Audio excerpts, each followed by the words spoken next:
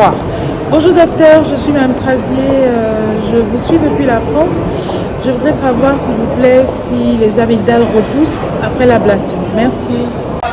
Bonjour docteur, je suis Kwame Grace Emmanuel et ma question est la suivante. Il faudrait soigner l'amygdale pour l'enlever.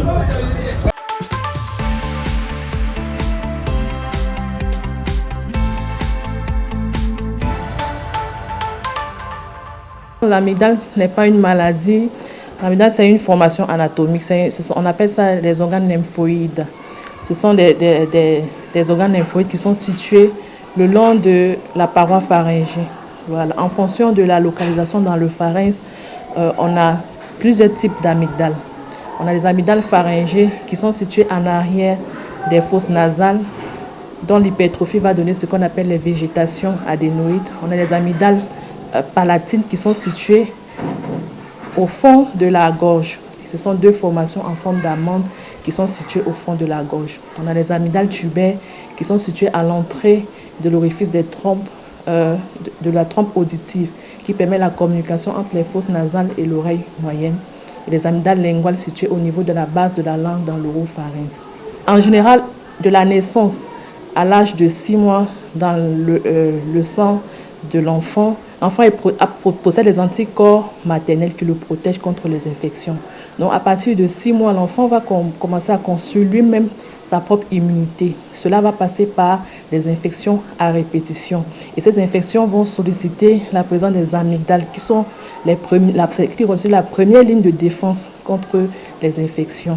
Et cette stimulation, à chaque fois qu'il y a une infection, les amygdales vont répondre pour défendre l'organisme et il y aura pour conséquence une augmentation du volume des amygdales, notamment au niveau des amygdales pharyngées et des amygdales palatines. Et cette augmentation de volume va entraîner une obstruction au niveau des voies aériennes et c'est ça qui va entraîner un retentissement sur la fonction respiratoire. En ce qui concerne les végétations adénoïdes, la symptomatologie est essentiellement au niveau de ça concerne essentiellement les troubles de la respiration. Bon, il s'agit d'une symptomatologie qui est très bruyante, surtout pendant le sommeil. Ce sont des enfants qui vont présenter un sommeil très agité et interrompu. On aura ce qu'on appelle un syndrome d'apnée, le syndrome d'apnée du sommeil, qui est caractérisé par un arrêt, des pauses respiratoires qui peuvent aller au-delà de 5 secondes. Voilà.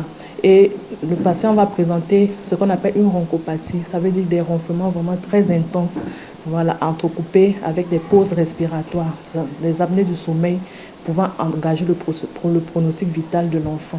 En plus de ces signes, on aura un enfant qui aura la bouche toujours ouverte, même pendant le sommeil, avec les crachats qui vont s'écouler de la bouche. L'enfant va chercher de l'air. Puisque l'air ne peut pas passer par les fosses nasales, l'enfant va chercher de l'air en ouvrant la bouche pendant le sommeil. Maintenant, dans la journée, il y a d'autres signes qui sont beaucoup plus discrets. Un enfant qui n'a pas dormi la nuit, sûrement dans la journée, il y aura soit de la somnolence, soit de l'agitation et de la nervosité. Beaucoup de fatigue. Il y a des enfants qui vont présenter des céphalées matinales.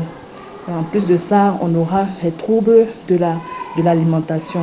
Parce que l'enfant, la déglutition liée à l'obstruction va être difficile, surtout des aliments solides. Donc, ce sont les enfants qui vont présenter un amaigrissement. À côté de ça aussi, on a les troubles de la croissance des os de la face qui vont entraîner une déformation du faciès, entraînant ce qu'on appelle un faciès adénoïdien qui est caractéristique lorsqu'on voit l'enfant. Maintenant, concernant la pathologie infectieuse au niveau des amygdales palatines, les signes, c'est d'abord la douleur. Un enfant qui a une angine va avoir mal. Il y a la douleur, il y a la fièvre, les difficultés à déglutir, avec une sensation de corps étranger dans la gorge. On peut avoir des crachats mêlés à du sang.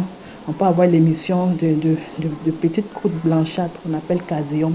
Lorsqu'on a des végétations adénoïdes qui sont peu ou pas symptomatiques, on peut observer et traiter parce que ça va être responsable des rhinites à répétition. On prend en charge les rhinites à répétition et on surveille le malade. Mais lorsque cette pathologie a un retentissement sur la respiration, parce que à ce moment, le pronostic vital de l'enfant est engagé. En ce moment, on doit faire une intervention chirurgicale pour faire l'ablation amygdales. Mais maintenant, dans la pathologie infectieuse, c'est la même chose dans les cas des angines.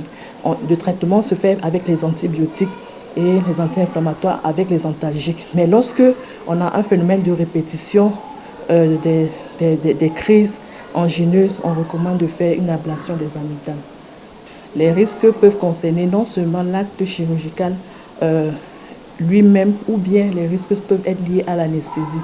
En ce qui concerne les risques liés à l'acte chirurgical, c'est essentiellement le risque hémorragique.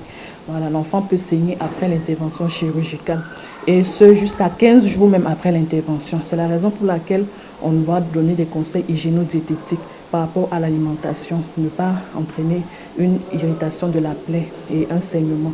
Et ce saignement peut engager le pronostic vital de l'enfant. L'enfant peut perdre beaucoup de sang et faire un choc. Il y a d'autres complications qu'on peut avoir, mais qui sont mineures. On peut avoir des petites plaies au niveau de la langue, au niveau de la bouche. Pendant l'intubation, on peut avoir une dent de lait qui peut sauter. On peut avoir une complication infectieuse, mais c'est extrêmement rare parce qu'on met le malade sous antibiotiques après l'intervention chirurgicale.